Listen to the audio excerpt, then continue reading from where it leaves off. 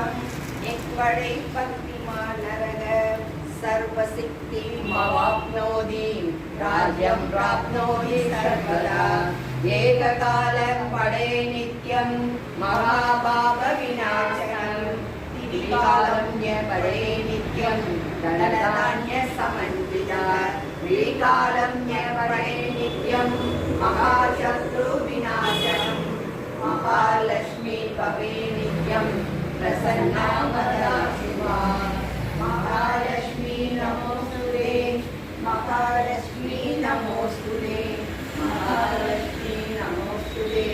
महालक्ष्मी नमोस्तुते